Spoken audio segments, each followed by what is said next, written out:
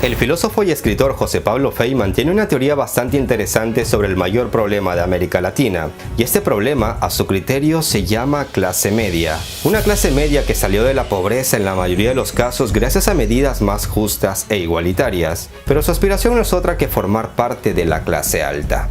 Este escritor dice que cuando en un país hay muchos pobres y desigualdad, estos se ven tentados por las propuestas de gobiernos de izquierda, por ejemplo, quienes logran sacar a muchos de la pobreza. Y así, estos antiguos pobres, ubicados ya en la clase media, se alían con el pensamiento de los de la clase alta y votan por un candidato que les ofrezca soluciones para salir de la clase media.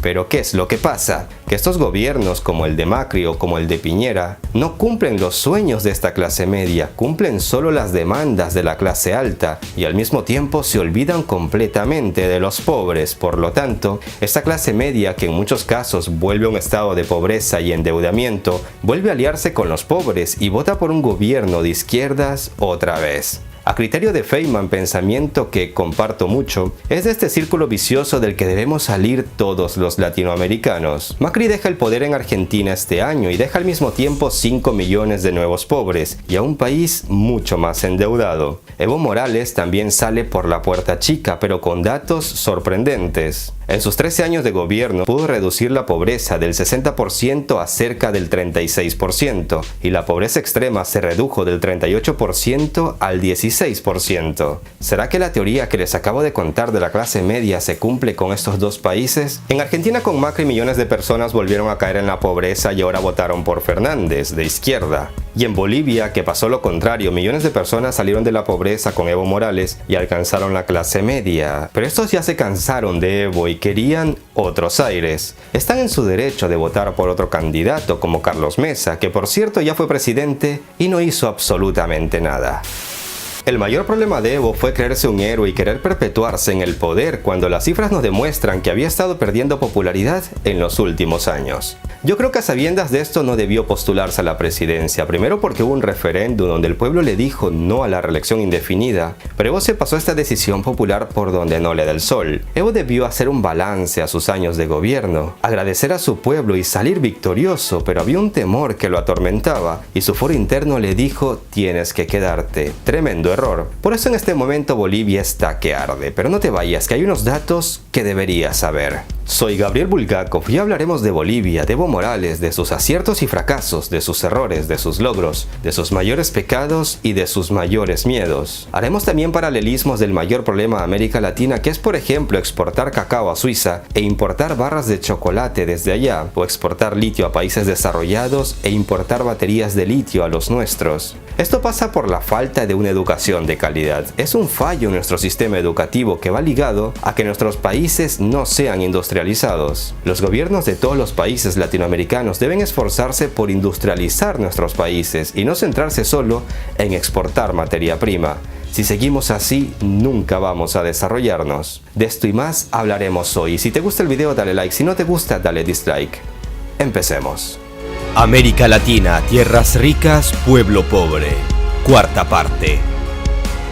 El argentino Rafael Tone, en su libro Síndrome de Doña Florinda, desnuda la realidad de la clase media y pobre de nuestros países. Doña Florinda vive en un barrio de clase obrera, pero se cree de la clase alta o media. Prohíbe a su hijo Kiko relacionarse con la chusma, se queja del barrio obrero, pero sus posibilidades financieras no le permiten irse a otro. Los pobres del barrio sienten cierta simpatía por un personaje que representa la extrema pobreza, el Chavo del Ocho. Niño que sueña cada día con comerse una torta de jamón y que vive en un barril, pero la realidad es que nadie le presta abrigo ni le ofrece algo de comer. Es decir, pobres, clase media y ricos sienten pena por él, se sensibilizan, pero no hacen nada o hacen muy poco para ayudarlo. Ese es el escenario que se vive en la mayoría de los barrios latinoamericanos. En ese sentido, muchos analistas creen que la gente vota por quien se parece a lo que él mismo quiere llegar a ser, o por el hecho de sentirse familiarizado o identificado con el candidato. En Argentina hace 5 años confiaron en Macri, un empresario relativamente exitoso nacido en cuna de oro. Macri tiene lo que muchos aspiran tener, pero este hombre volvió a 5 millones de argentinos a la pobreza. En Bolivia votaron por el indígena Evo al sentirse identificados con él, pero ahora los bolivianos de clase media quieren mejorar su nivel de vida y están en todo su derecho. Vamos, que la teoría de la clase media y el síndrome de Doña Florinda caen como anillo al dedo en estos dos países. Pero ¿qué fue lo que pasó en Bolivia y qué es lo que posiblemente pasará? Pues vamos a ello. Entre 2001 y 2005, Bolivia tuvo 5 presidentes, entre ellos Carlos Mesa, principal opositor en la actualidad de Evo Morales. En sus casi 2 años de gobierno, Messi tomó decisiones errantes que acabaron sumiendo al país en un caos total, agravando la crisis política, social y económica del país. En las elecciones presidenciales de 2005, Evo Morales logra la presidencia con el 54% de los votos. En el 2009 ganó con el 64% y en el 2014 con el 61%.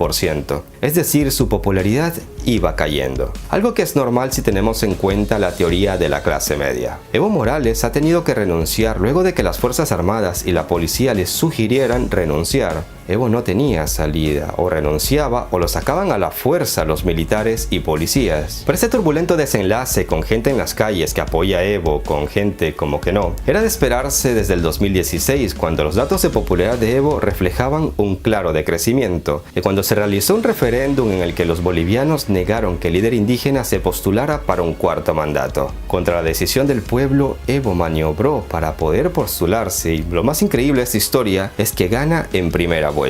De tener apoyo popular lo tiene, pero ya no es ese porcentaje tan alto de antes. Así que de ganar en primera vuelta no ganó. Por otro lado, la Organización de Estados Americanos, conocida como la OEA, con Almagro a cargo, dio el grito al cielo tras las elecciones. Hubo fraude, vamos a investigarlo, dijeron. Y efectivamente investigaron y encontraron irregularidades. Pero maticemos un punto importante. La OEA es una organización que se mete de lleno a intentar resolver las crisis de Latinoamérica, pero solo en los países que no son aliados de Estados Unidos. Y para variar, tiene la sede en Washington. Miren, hace 2 años hubo elecciones en Honduras y Juan Orlando Hernández fue reelecto de manera ilegal. El fraude fue mucho peor del que aseguran que hubo en Bolivia. Pese a todas las denuncias, la OEA hizo una recomendación que no tuvo mucho eco y el asunto quedó en nada. ¿Por qué? Porque Hernández es un títere de Estados Unidos. Los lazos de este hombre con el narcotráfico son evidentes para muchos y la corrupción es innegable y los datos de desarrollo humano son desastrosos. Pero la OEA no quiso meterse en líos con su amo y señor. Yo no estoy defendiendo a Evo Morales, si hubo fraude, que al parecer lo hubo, tiene que responsabilizarse. Pero lo que no podemos permitir es que intervenga un organismo internacional para nada neutral a escoger a qué países ataca o a qué países no, dependiéndole de ideología de sus gobernantes. Eso es inadmisible, eso se debe denunciar. Pero bueno, volvamos de lleno al tema de Bolivia. Cuando Evo Morales asumió el poder en 2006 en una ceremonia ancestral a más de 3.600 metros de altura, el primer presidente indígena de Bolivia tocó el cielo y con el 64% de votos a su favor en el 2009, Evo tocó la luna. Pero todos sabemos que todo lo que sube tiene que bajar, y si la bajada es por medio de una sugerencia amenazante nada democrática de las Fuerzas Armadas, la caída es muy dolorosa. El papel del ejército y la policía en la renuncia de Evo Morales ha sido criticada en la región y hasta en países más lejanos como España o Rusia. Evo considera que esa presión amenazante es parte de un golpe de estado, pero vayamos por parte. Hace 13 años, Evo Morales prometió al país una transformación en todos los ámbitos, y a estas alturas nadie duda de que lo logró, pero su mayor pecado fue intentar perpetuarse en el poder 5 años más, o sea, hasta 2025, con el fin de profundizar los cambios que llevaron a Bolivia a un notable crecimiento económico y la inclusión de vastos sectores de la sociedad que en otros tiempos fueron marginados, pero sus ansias de poder hicieron que muchos empezaran a quitarle su apoyo. Dicen que Evo tiene un carácter difícil y autoritario, un defecto que le impide reconocer sus propios errores, y muchos lo acusaban de llevar un gobierno que controlaba todos los poderes del Estado. Sus mayores críticos se quejan de numerosos casos de corrupción y de despilfarro. Aunque Bolivia ha obtenido en una década tantos ingresos como en todo el siglo XX, el gasto innecesario es algo de lo que se le ha criticado mucho. Si bien es cierto, parte de ese dinero ganado ha servido para reducir la brecha social, estas bonanzas también han sido consumidas en lujos innecesarios. Otro de los errores graves de los que se acusa al gobierno de Evo es el de no haber sabido invertir seriamente en educación y en sanidad. Aunque las cosas han mejorado, los críticos y opositores siempre piden mucho más. Por el contrario, sus seguidores le atribuyen el don de la lucha, sus ganas de sacar al pueblo de la pobreza y sacan a relucir los años de prosperidad económica que le dio a Bolivia la nacionalización de los hidrocarburos en 2006, pocos meses después de asumir su primer mandato. No hay duda que esta medida fue clave para el crecimiento económico inédito que experimentó Bolivia desde entonces. La nacionalización de los hidrocarburos fue uno de los 3 pilares de la transformación económica de Bolivia junto a la redistribución de los ingresos y la participación activa del Estado en la economía. La decisión generó al principio fuerte resistencia de los sectores empresariales, pero finalmente las petroleras extranjeras se adaptaron a las nuevas normativas con las que tanto el Estado como las empresas obtuvieron grandes ganancias. Pero ¿qué más de bueno hizo Evo? Es increíble ver cómo a lo largo de más de una década Evo Morales se la pasó criticando las medidas que el Fondo Monetario Internacional exige en los países a los que supuestamente ayuda. Pero pese a esto, cada año en los informes del FMI, Bolivia aparecía como modelo económico social productivo, como un modelo del que se podían sacar buenas cosas para implementarlas en otros países. No en vano, muchos han venido hablando de milagro boliviano, pero este milagro se está acabando ahora mismo, sin que muchos bolivianos sean conscientes de ello. Nacionalizar, eso nos ha liberado económicamente, bueno, de esos condicionamientos, de esos chantajes que venían del Banco Mundial, especialmente del Fondo Monetario Internacional. Banco Mundial rápidamente cambió, ahora nos apoya, participa, y hay mucho problema, pero el fondo ahora, bueno, me está preocupando porque el Fondo Monetario Internacional está alabando nuestro modelo de economía. Yo tal vez digo que me estoy equivocando. De verdad, me preocupa eso. Según todos los indicadores, el programa económico implementado en Bolivia desde la llegada al poder de Evo Morales en 2006 es el más exitoso y estable de América Latina. Bolivia muestra números sólidos. En estos 13 años, el PIB creció de 9.000 a más de 40.000 millones de dólares. El PIB per cápita se triplicó, aumentó el salario real, las reservas crecieron, la inflación dejó de ser un problema y la pobreza extrema cayó de casi 38% a un 16%. Pese a su gravísimo error de querer quedarse en el poder eternamente, no dudo que en breve, con Evo fuera de la cancha, todos estaremos hablando del lamento boliviano. El aumento de la capacidad de gasto en Bolivia no solo ha beneficiado a la industria nacional, sino también a la transnacional. El relativamente nuevo consumismo boliviano ya puso en alerta a las industrias locales, que ven que la preferencia por los productos extranjeros es cada vez mayor. Y este es un gravísimo error de los latinoamericanos. Debemos apoyar el producto nacional, debemos consumir los productos nacionales, que en realidad son más baratos y mucho más ricos. Evo Morales tuvo siempre una potente retórica anticapitalista y antiestadounidense, algo que le costó que la OEA lo pusiera en la mira de sus críticas, organización que, repito, se calla cuando las injusticias ocurren en países con gobernantes títeres de Estados Unidos. Nuestro pecado, nuestro delito es ser indígena y ser antiimperialista.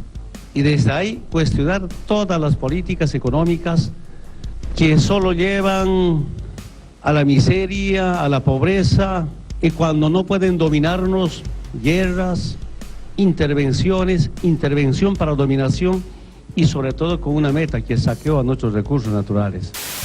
Evo Morales es el presidente con más tiempo en el poder en toda la historia de Bolivia. Morales buscaba su cuarta reelección, con una nueva candidatura que, como decía, estaba cargada de polémica al no hacer valer el referéndum. En el momento que se dio luz verde al fraude en primera vuelta, Evo Morales firmó su sentencia de muerte. El pueblo que votó por la no reelección indefinida iba a salir a la calle. Eso era evidente, algo que el círculo de Evo no supo prever. Y en el momento en el que Evo anuncia nuevas elecciones, ya era un hombre políticamente inválido, puesto que indirectamente aceptaba su error. La oposición, que no quiere un rival fuerte, vio su oportunidad para decirle: qué bien que diga usted que habrá nuevas elecciones, pero usted está inhabilitado por tramposo. Empezaron a presionar al círculo de Evo para que él renuncie, y es esto lo que finalmente ha pasado. Pero ojo, que la oposición no es una santa, ni tampoco confío en que vayan a mejorar los números de Evo. Primero, esta oposición no tiene una mayoría absoluta. Segundo, Mesa ya estuvo en el poder y fue un desastre. Y tercero, los votantes de Evo, que estimo son entre un 30 y un 50% de la población, tampoco van a quedarse callados. Miren cómo explica cómo miembros de la oposición hicieron renunciar a sus ministros.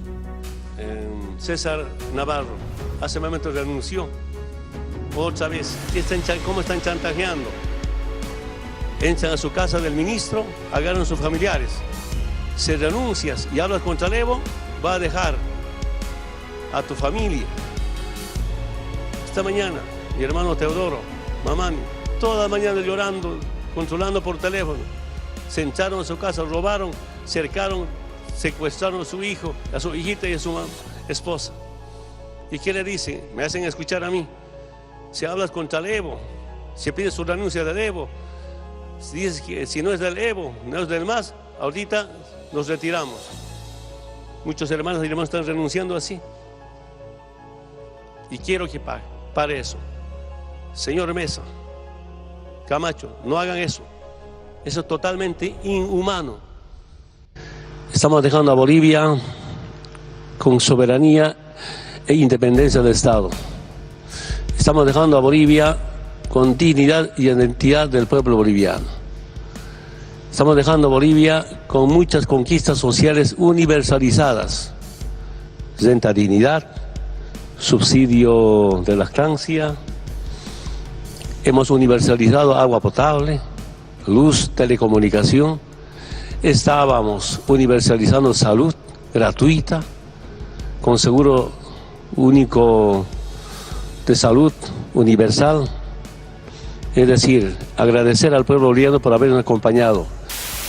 En Twitter y en Instagram comentaba que la alternancia del poder en un estado democrático es bueno para la salud de un país. Decía que los políticos no deberían estar en el poder eternamente y a la fuerza, tal y como al parecer intentó hacerlo Evo. Y aunque muchos me recuerdan el caso de Merkel en Alemania, que lleva ahí de canciller desde el 2005, o el caso de Putin, sí me gustaría recordarles que ambos políticos han ganado en las urnas, mientras que Evo rechazó un referéndum que le prohibía su reelección. Mesa llegará al poder, seguramente, y es un hombre que dejó a Bolivia en la pobreza extrema junto a toda esa masa de políticos ineficientes que estuvieron a cargo del país a inicios de este siglo. No tengo duda de que el tiempo le dará la razón a Evo en lo que a su modelo económico se refiere. Le esperan días, semanas y meses muy duros a Bolivia. El hombre debe cometer errores, es parte de nuestra esencia como humanos. Evo Morales los cometió y ahora va a pagar por ellos al no poder estar ya en el poder. Pero también es muy probable que el pueblo boliviano, que por desgracia ahora sufre el síndrome de Doña Florinda, se convierta pronto en Don Ramón. Ya no podrán pagar la renta, vivirán otra vez endeudados, perderán sus trabajos y entonces, solo entonces se darán cuenta de que quizás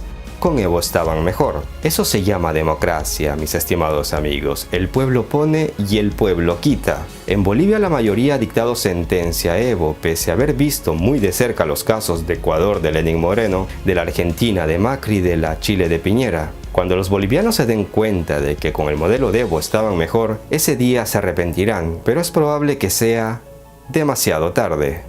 Soy Gabriel Bulgakov, dale like al video si te ha gustado, dale dislike si no te ha gustado, suscríbete al canal y déjame tu opinión en los comentarios. Hagan el bien sin mirar a quién. Un abrazo a todos. Hiki sin cama.